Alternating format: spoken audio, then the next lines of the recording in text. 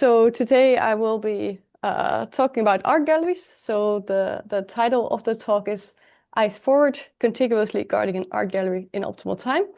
And the talk is based on the paper, The Contiguous Art Gallery Problem is in Theta and Log N.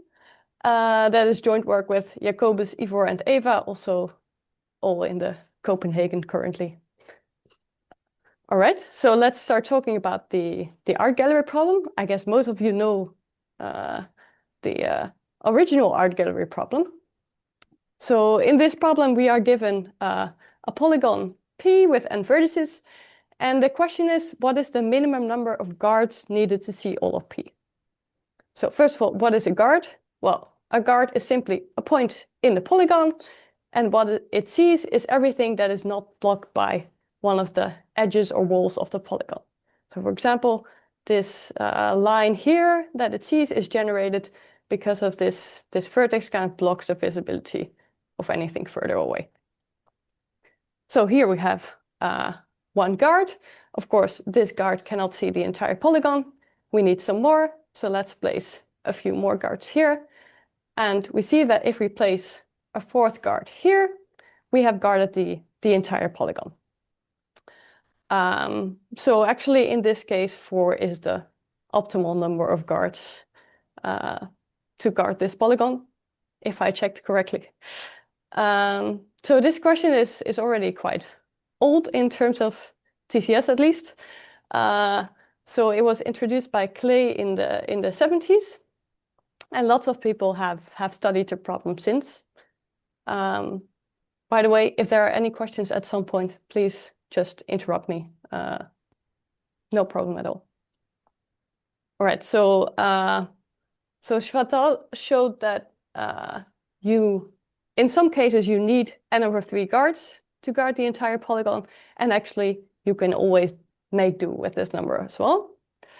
Then there were some hardness results. So first, people showed that Joe, actually, one of the Joes present here, showed that the problem is NP-hard if you have holes. Later, it was shown also to be NP-hard if you don't have any holes in the polygon.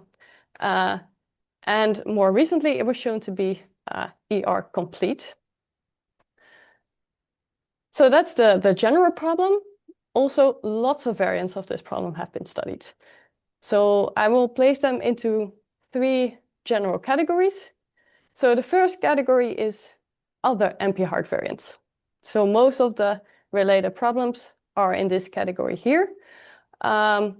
So for example, there's a subsection of problems that kind of changes the visibility, the polygon, restricts the polygon.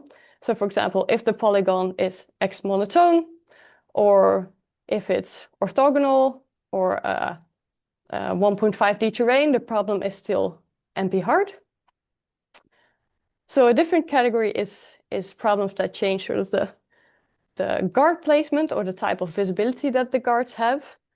So for example, if you can only place guards at vertices of the polygon, or guards are edges of the polygon, so they see something if they are seen from any point on an edge, the problem is still NP-hard.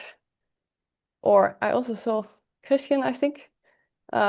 So he studied the problem where the guards somehow have to be far apart from each other. Or a different variant is where guards can again be some segment, but they can see through part of the walls, say up to 2 walls you can see through, then the problem is still NP-hard. So that's the first category. Then the second category is problems that have some polynomial running time, but these running times are very high. So before we had the orthogonal polygon, but the visibility was just like in the original problem.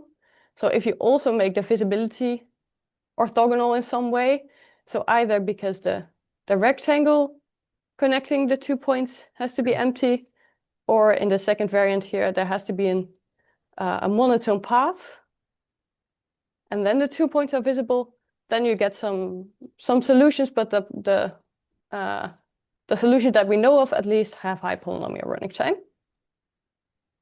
And then we have the final relatively small category of problems where you have near linear running time. And these problems are all quite restricted. So for example, you can prove in linear time if the entire polygon can be seen by one guard, yes or no. Just check this question. And then there are some other variants where we even further restrict the type of orthogonal polygon that you can have. And then you can, again, obtain near linear running time. So these are some of the problems that have been studied before. And now I want to look at one particular problem that is more related to the problem that we study. So this is the following. So in the original problem, we wanted to guard the entire polygon. But as in most galleries, at least galleries where you have artworks, maybe not if you have instruments or other bigger objects, the artwork is on the walls. So what if we only want to guard the boundary of the polygon? So now if we place a guard, well, we can still check what it sees inside the polygon, but the only thing we really care about is the part of the boundary that it sees. So again, we can place some guards, and for each guard we assign some parts of the boundary. And in this case, we actually need the same number of guards as for the original problem. But it can be that we can actually, for example, skip some part in the interior of the polygon, and we need fewer guards, actually, in this case. So sadly, this problem still NP hard, even ETR hard, shown recently. But we are looking at a polynomial problem today. So what's the variant that we looked at that was introduced very recently? What if a guard can only sort of look one way? So in this example before, this guard here saw part of the boundary on this side, and then it skips part, and then here it sees another part. So that we do not allow now. So each guard has to choose a contiguous segment of the boundary that it guards.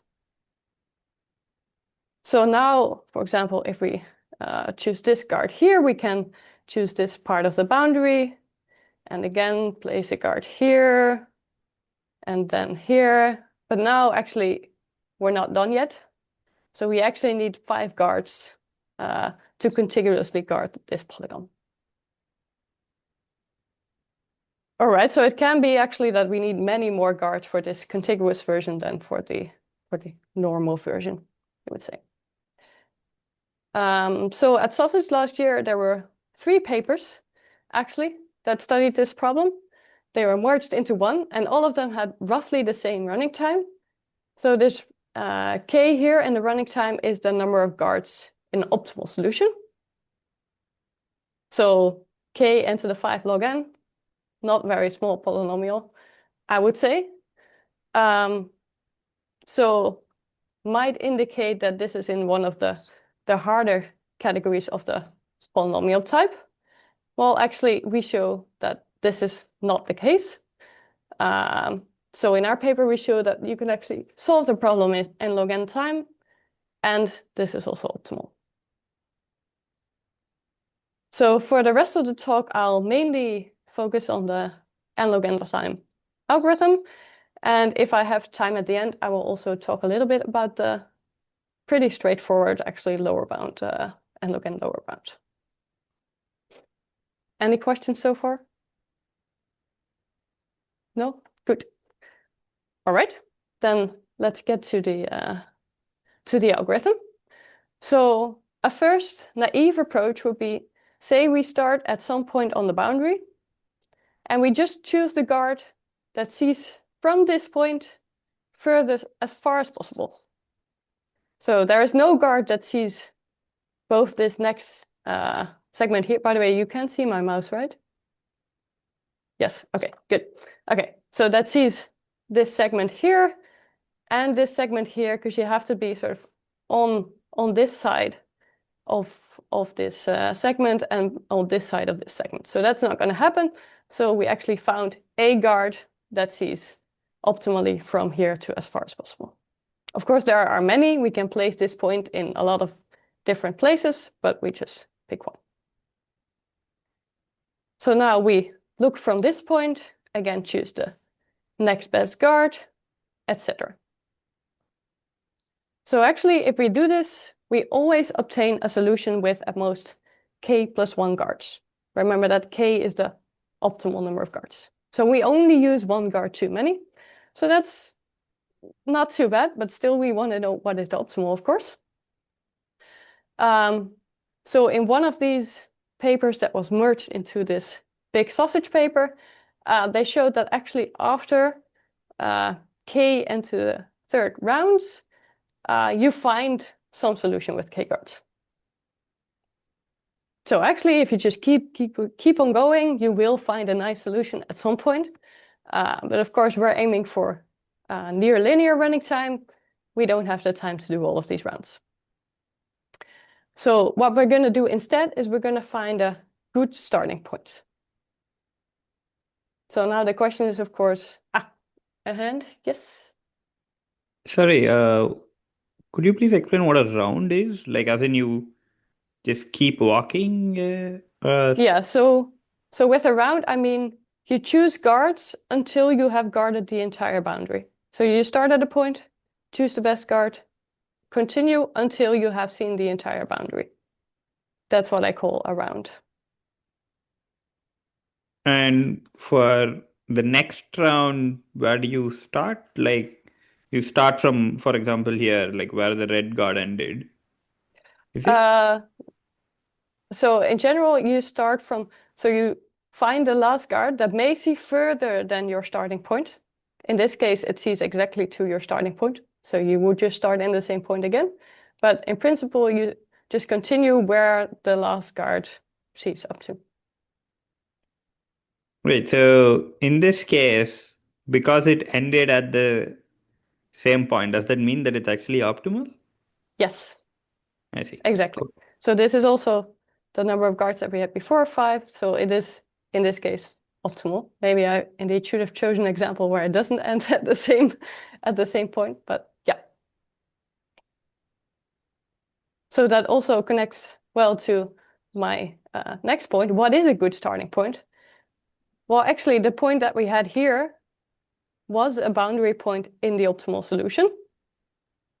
And actually, if we start at some boundary point of an optimal solution, so with that, I mean, in an optimal solution, there is a guard that sees from here up to anywhere else, then we will find this optimal solution.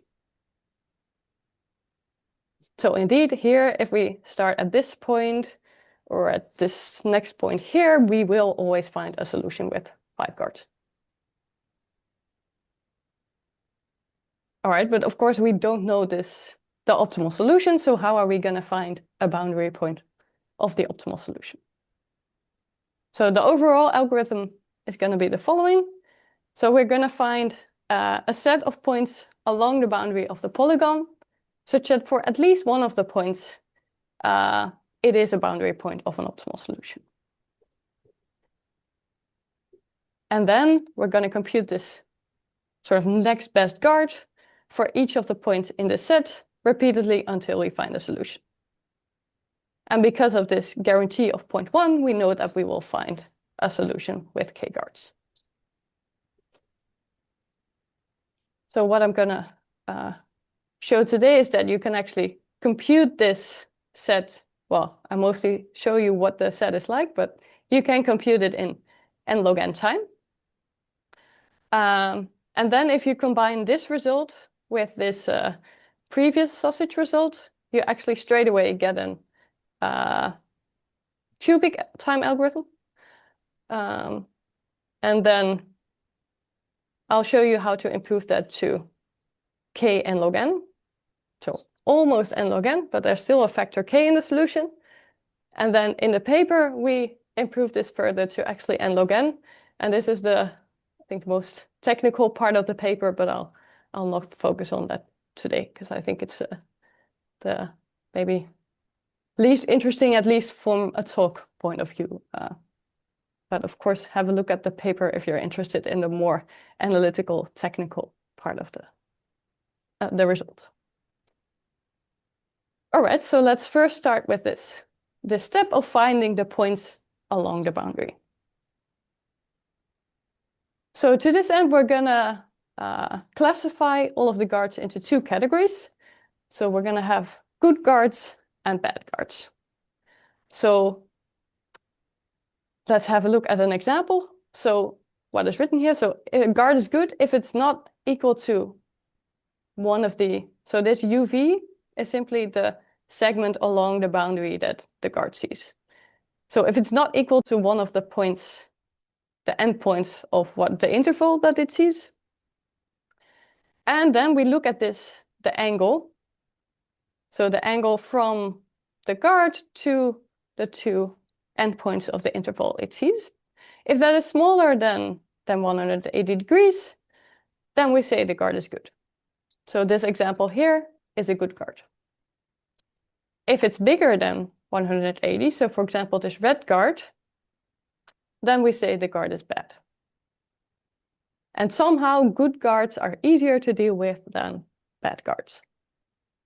So that's why we use this classification.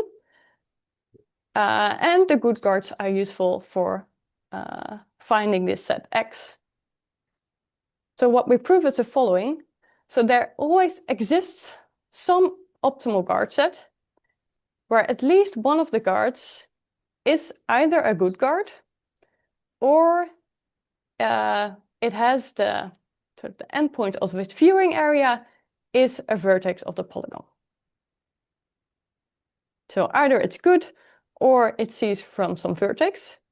So now if we somehow had all of the good guards, all of the possibly existing good guards, then we have some set of starting points together with the vertices of the polygon. But of course, there are infinitely many good guards. That's not going to happen. So what we're going to look instead is we're going to look at some guards that are somehow big and dominating. So we say that some guard is dominated by another guard if the part of the boundary that it sees is contained in the part that this other guard sees. So if we look at this blue guard here, then this red guard that is assigned this slightly bigger part of the boundary dominates the blue guard. Of course, we could increase the visibility of the blue guard, because actually nothing is blocking it from seeing all the way up to here. Then still the red guard dominates if they are exactly the same. It just doesn't strictly dominate. All right, so now we're going to use this concept of dominating to somehow create a smaller set of guards that's going to dominate the good guards. So this set is called the good dominators. So we're going to look at pairs of vertices of the polygon, and we're going to find two types of good dominators for each pair. So if we look at the polygon and some pair of vertices, I and j, the part of the polygon that we're going to look at is actually from the vertex before I, so I minus 1, up to j plus 1. And now we're going to look at the visibility core of these edges. So what does that mean? So for each of these edges in this thicker part of the polygon, we're going to look at the half space that is sort of to the left of this edge. So this green area here is just the intersection of all of the half spaces generated by this part of the polygon. So now if sort of this top part of the polygon was not there, then any point in this green area would see all the way from I minus 1 up to j plus 1. All right, so of course the top part is there, so we cannot ignore it, but we're going to ignore it for now. So now to define the dominator, we're going to look at the segment that connects I and j. And based on that interaction with the visibility core, we're going to define these dominators. So first, if this segment intersects the visibility core, we're going to define a segment intersecting dominator. So that's going to be placed at the final intersection point of this segment with the visibility core. So that's the placement of the guard. So what is the visibility? Well, for that, we look at the biggest part from I-1 up to j+1 that it can actually see. And now we do take into account this other part of the polygon. So this vertex here blocks it from seeing any further. So the guard is defined from this point U all the way up to V, which is equal to j+1, because we're just limited to I-1, j+1. So of course it can be that it doesn't see, for example, I or j, then we simply ignore it. So if this polygon would dip in further here, it cannot see I, we don't define a dominator. So then the other category is if this visibility core is all the way above this segment, then we choose an angle maximizing dominator, which maximizes the angle from the guard to the points ij. So basically the point that's kind of closest to this segment. All right, and again, the visibility is simply defined as the furthest it can see along these two segments. So this is how these two dominators are defined. So why are they useful? Well, every good guard is dominated by some good dominator. So that's very nice. We actually have a finite number of guards to consider now. But we defined for every pair ij, we defined a dominator. So there's still quadratically many. So to reduce it from quadratic to linear, we're only going to look at the reduced good dominators, which are simply all of the good dominators that are not strictly dominated by another one. So basically, we just choose all of the biggest ones. The other ones are not really relevant anyway. So why does this give linearly many? Well, if you consider an I and j, then we know that this dominator guards all between I and j. So if you increase I, but decrease j, actually this guard that we had before would also guard this point. All right, so that means that we actually have a linear size set. So let's get back to the original goal. So we wanted to find a set X of a linear number of points such that there is an optimal solution that has a boundary point at X. Well, we have two results so far. So if we choose something that is either a good guard or has U a vertex of P, that always exists in an optimal solution. And every good guard is dominated by some reduced good dominator. So we can simply choose this set X as the reduced good dominators and the vertices of the polygon. And now I'm not really going to show you how, but we can actually compute these things also efficiently in n log n time. So that's the first part of the algorithm. Now the question is, how do we actually compute the next best guard for these points? So say the next best guard is some guard GUV. Well, if the guard is not equal to one of its endpoint and the angle is small, it is a good guard. In that case, we know there is a reduced good dominator that dominates this guard. So we can actually pick one of the reduced good dominators as the next guard. If either of these doesn't hold, then we have a bad guard. And we don't really know how to deal with those yet. So let's see if we can try a similar approach to the good guards. So we're going to define bad dominators. So these bad dominators are not just defined for a pair of vertices, but we define a bad dominator for each vertex of this visibility core of the green area. So for each vertex of this green area, we're just going to look at how far it can see. That may not be up to I and j. We still consider it as a bad dominator. So now the reduced bad dominators are again all bad dominators that are not strictly dominated, now not by a good dominator, of course, but by any guard. And actually, those are again linearly many. This proof is quite a bit more complicated, but it turns out that again, there are only linearly many relevant ones. The only problem is not every bad guard is actually dominated by a bad dominator. So we cannot just use these bad dominators. Instead, we introduce a third category of dominators called the ugly dominators. And the definition is also very ugly, so I'm not going to give it to you.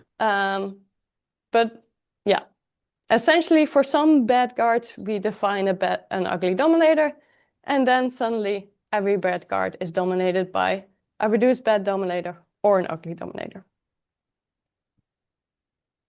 So that's nice. Now we can further fill in this flowchart.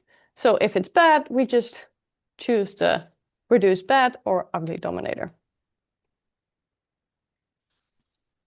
So if we somehow know that the next guard sees, well, at least from vertex I to j, and at most to the ones before and after, then we can efficiently find the next guard. Namely, we first find the best guard in the good dominators and the bad dominators. And then we compute the corresponding ugly dominator, possible ugly dominator, using u, I, and j. And we simply check if this sees further, yes or no. All right, but this already kind of implies that we know sort of what the next best guard is going to see. So it sees at least ij and not I minus 1, j plus 1. So how do we actually compute the next best guard for all of the points in our set? So this we can do in log n time if we know it. So the first step to compute all of these next guard is we're going to pre-compute all of the good dominators and all of the bad dominators. We're going to sort the points along the boundary. And then we're going to compute a conforming sliding sequence. So first of all, what is a sliding sequence? So we're going to basically slide an interval along the boundary of the polygon. So say we start at two vertices, 0, 7. Then in every step, we can either increase the first vertex or the second vertex by 1. So we can go to 0, 8, 1, 8, 1, 9, 1, 10, 2, 10, etc. So basically we're sliding around the polygon step by step. And of course, an arbitrary sliding sequence is not so useful. So what is a conforming sliding sequence? Well, it has the following guarantee. So if there is a point in I minus 1 I, so between I minus 1 and I, that has its sort of next best guards end at between j and j plus 1, then this ij will be in our sequence. So basically, the sequence contains all of the relevant pairs ij. So now I'm just going to tell you that we can compute this efficiently as well, such a sequence. And then we're going to use the sequence to go through all of these indices.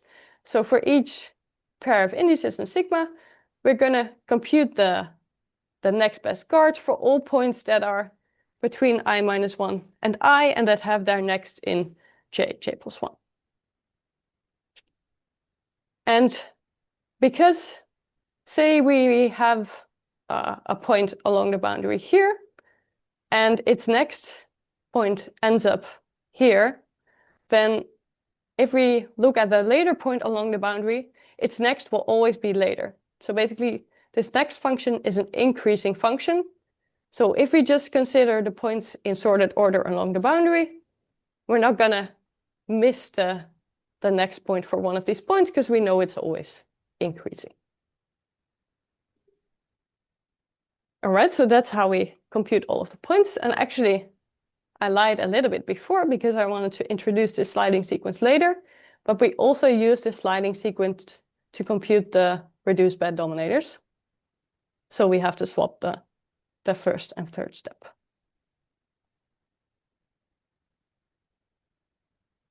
Okay, so what is now the running time of this? Well, we can compute the sliding sequence again, n log n time, sorting, n log n time. We use the sliding sequence to compute the good and the bad dominators in n log n time.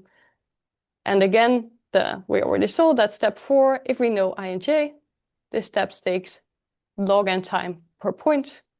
So this is also n log n time in total. All right, by the way, the sliding sequence that we use has linear size. So yeah. Any questions? Nope. All right, then let's continue.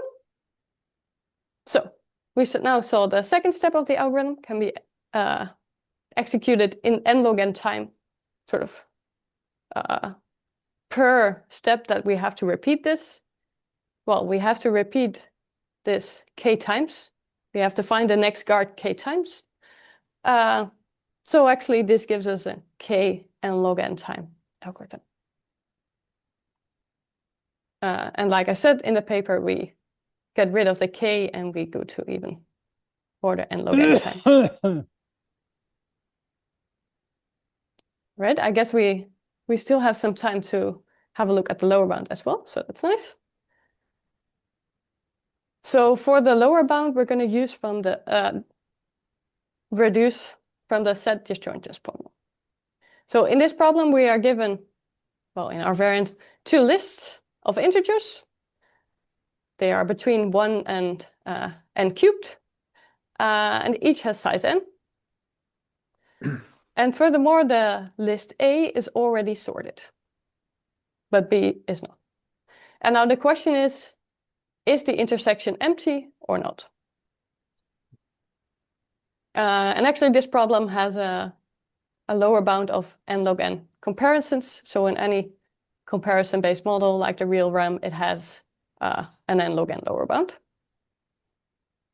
So how are we going to construct a polygon out of this? Well, we're going to start with a triangle. So the side length here is n to the third, and this is just a straight angle.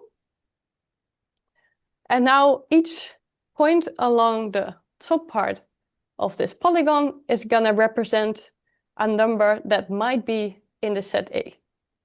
So just this is number 1, 2, etc. So every integer can be represented. So specifically the set A is a subset of these points. So we're going to adapt the polygon slightly at this point, namely by making a small indent. So what this basically does is it ensures that we cannot place a guard exactly at this point. So that's the representation of the set A. And why can we actually do this? Well, because the set A is given in order, we can actually construct this polygon in order as well. So for the set B, we're going to use a tiny part at the bottom of the polygon. So just in the middle here. And what are we going to do? So for each integer in B, we're going to make 2 lasers basically that focus on a point on the boundary that represents the integer that is in the set B. So we can just simply use 2 kind of outgoing parts of the polygon. And if we want to see all the way from here up to here, we have to place something at the intersection of these 2 lines. So here we don't care about the order of B because, well, we just place them in order of the that they are in B, but that doesn't have to be increasing or whatever. Okay, so now we still want to make sure that there's no cheating, essentially, because we don't want any guard to see like different of these gadgets at the same time. So what we're going to place in between is some part of the boundary where we have to place a new guard. So this is a pocket where basically you have to place a guard inside this pocket. Otherwise, you're not going to see this entire boundary. So then if we alternate between these kind of pockets and these laser gadgets, we make sure that if someone sees this entire laser gadget, it cannot really see anything else of the polygon because it has to be blocked by the next blocker gadget. All right, so all of this this is placed at this tiny part of the boundary here below. And now, so if you actually can place a guard here, so that means this number is not in A, then you can see this part of the polygon. So now the entire polygon can be guarded using 2n+2 contiguous guards if and only if the intersection is empty. So otherwise, we kind of need two guards for one of these, to guard one of these gadgets. All right, so that's the lower bound construction. It's quite straightforward, but I think it's a nice use of lower bound. All right, so let's conclude. So we have seen that the contiguous art gallery problem can actually be solved in n log n time, and this is also the best you can do.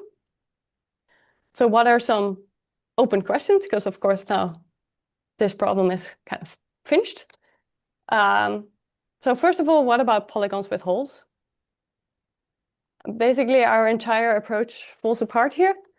So for example, if we look at this polygon here, say you just want to guard the outer boundary, you can do it with two guards, but both of them are bad guards. And basically, any way you guard them with two guards, you get only bad guards. So this guaranteed that there is always a solution that has some good guard no longer holds. Also, for the computation part of the approach, we use lots of like shortest path data structures, ray shooting data structures. All of those get blown up in terms of space and running time. So yeah, any running time you would get using those would not be very efficient, although it could still be polynomial, of course, but we really don't know what happens here. Then another question is, what about the model of computation? So far I've talked about like the regular model in computational geometry, I would say, which is the real RAM model. But like I said, this lower bound is comparison based. So if you look at the word RAM model, it doesn't hold anymore. Also, the running time of our algorithm slightly increases if you go to, for example, the word RAM. So in other art gallery problems, like the original problem, those that are ER hard, basically you need irrational coordinates. So the real RAM is the only thing that really makes sense. But here you don't. So yeah, it makes sense to look at what happens in other models of computation. Yeah, so I'll end with that today. Thank you very much.